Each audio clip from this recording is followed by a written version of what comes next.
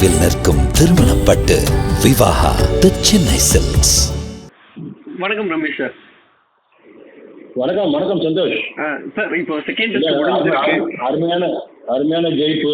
ஆமாங்க sir. First டெஸ்ட்ல தோத்துருந்தாங்க, second டெஸ்ட்ல இப்போ அதுக்கு திருப்பி கொடுத்தாச்சுன்னு சொல்லலாம். திருப்பி கொடுத்தாச்சு. ஆமாங்க சார். அது ஒரு முக்கியமான ஒரு கன்சர்ன் இப்போ எழுந்திருக்கு. இங்கிலாந்தோட கேப்டன் பென் ஸ்டோக்ஸே அதை சொல்லியிருக்காரு. நம்ம பார்த்த மேட்ச் எல்லாருமே பார்த்தப்பயே வந்துட்டு கிராலியோட ஒரு விக்கெட் வந்துட்டு அம்பையர் வந்து நாட் அவுட் கொடுத்தாரு. பட் ஆனால் இந்தியா ரிவ்யூ போயிருந்தாங்க. அந்த இடத்துல அப்பயே வந்துட்டு நிறைய இடங்கள்ல இது ஹிட் ஆகாதே அப்படின்னு நினைச்சிட்டு இருந்தாங்க. பட் ஆனால் ஹிட்டிங் காமிச்சிட்டு அப்பயே சில பேர் வந்து சொல்லிட்டு இருந்தாங்க. இப்போ அதை வந்து இங்கிலாந்து கேப்டனே கேட்டிருக்காரு. டிஆர்எஸ் வந்து இதை தப்பா சொல்லியிருக்கு, தவறா கணிச்சிருக்கு அப்படின்னு சொல்லியிருக்காரு. இதை பத்தி நீங்க என்ன நினைக்கிறீங்க? குல்தீப் தானே? குல்தீப் போலிங்ல கிராலி வாங்கினது செகண்ட் இன்னிங்ஸ் தானே, அதுதான் சொல்றீங்க? ஆமா, அதேதாங்க சார். செகண்ட் இன்னிங்ஸ்ல அது வந்து ஆக்சுவலா அந்த டிஆர்எஸ் வந்து பாருங்க, ஆன்ஃபீல்டு அம்பையர் மேல நம்பிக்கை இல்லைன்னு சொல்லிட்டு தான் சிஸ்டமுக்கு போயிருக்கோம்.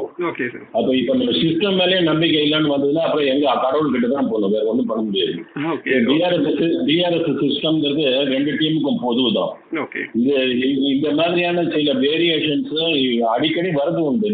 ஏன்னா இப்ப கிரிக்கெட் நல்லா தெரிஞ்சவங்க, கிரிக்கெட் ஆடுறவங்களுக்கு எங்க மாதிரி ஆட்களுக்கு எல்லாம் எப்படின்னா, இந்த பால் இந்த இடத்துல பிச் ஆயிருக்கு, இந்த மாதிரி டேர்ன் எடுக்குது அந்த பால்ல ரெவல்யூஷன் எப்படி இருக்கு, இது இந்த டைரக்ஷன்ல தான் போகும் அப்படிங்கிற அசம்ஷன் எங்களுக்கு பார்க்கும்போது தெரியும். பர்டிகுலர்லி ஸ்லோ மோஷன்ல பார்க்கும்போது நமக்கு தெரியுதுன்னு வைங்களேன். அது வந்து டெக்னிக்கலா டிஆர்எஸ் சிஸ்டம் வந்து மெக்கானிக்கலா அது மிஷின் தானே.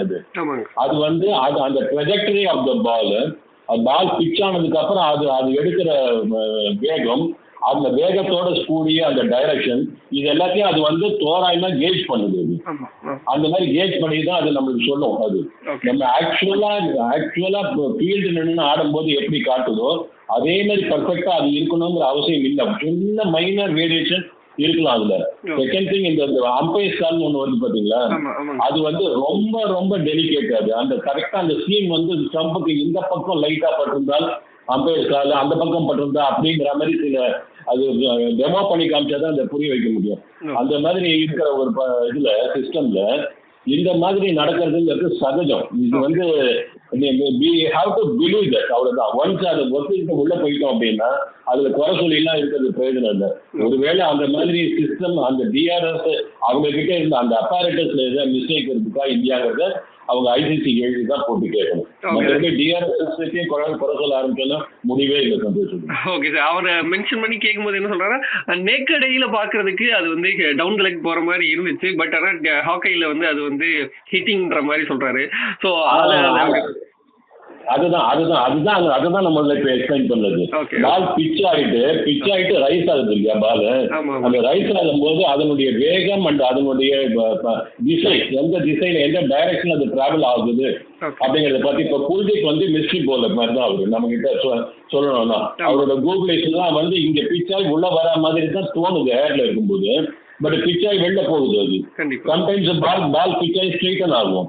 ஸோ இது வந்து அந்த பிச் ஆனதுக்கு அப்புறம் பிச்சாய் அது திருப்பி ரைஸ் ஆகுது இல்லையா பால். ரைஸ் ஆனோம்னா அந்த டைரக்ஷன் எந்த டைரக்ஷன்ல போகுதுங்கிறத அதுல இருந்து அது எலாங்கேட் பண்ணுது. அது அதோடைய நீட்டிப்பா அது காட்டுது. அந்த மாதிரி நீட்டிப்பு காட்டும் போது அது கரெக்டா அந்த ஸ்டம்ப்ல உள்பக்கம் படுற மாதிரி அது காட்டுது. அவ்வளவுதான், வேற ஒண்ணும் இல்லை. சப்போஸ் அதுல விஷியஸ் அந்த டேர்ன் இருந்ததுன்னு வைங்க, அந்த பால்ல நல்ல டேர்ன் இருக்க மாதிரி இருந்ததுன்னா அது வெளியே போற மாதிரி கூட காமிச்சிருக்கும். அந்த பால் டேர்ன் இல்ல, அது கிட்டத்தட்ட ஷார்ட் ஆஃப் டாப் ஸ்பீட் தான். அது நம்மளோட அவர் சொல்றது ஸ்ட்ரோக் சொல்றது கரெக்ட் தான். அதாவது நேக்கட் ஐக்கு பார்க்கும்போது அப்படி தெரியுது. பட் டிஆர்எஸ் இப்படி இருக்குன்னா அப்படிதான். அது நேக்கட் ஐக்கு பார்க்கும்போது தெரியறதெல்லாம் தான் ஒத்துக்கிறதா அம்பையரிங் டெசிஷன் மட்டுமே ஏற்றுக்கு போயிட்டாங்க. அதனால அது உண்மையிலேயே அது வேற, உண்மையிலேயே டெக்னிக்கலி அது கரெக்டா இருக்கான்னு பாக்குறதுக்கு தான் டிஆர்எஸ் சிஸ்டமே வச்சிருக்கு.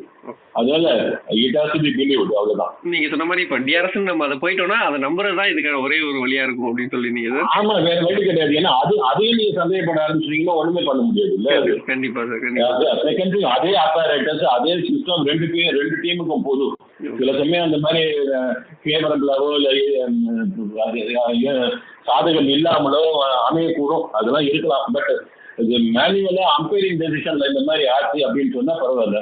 இந்த சிஸ்டம்ல எலக்ட்ரானிக் சிஸ்டம் அந்த மாதிரி பண்ணிச்சு அப்படின்னு சொல்றது மேபி ஃபெயிலியரா கூட இருக்கலாம். பட் நம்ம ஏற்றுட்டு தான் ஆகணும். Okay sir, thank you sir, thank you so much sir. Thank you Santhosh, thank you so much.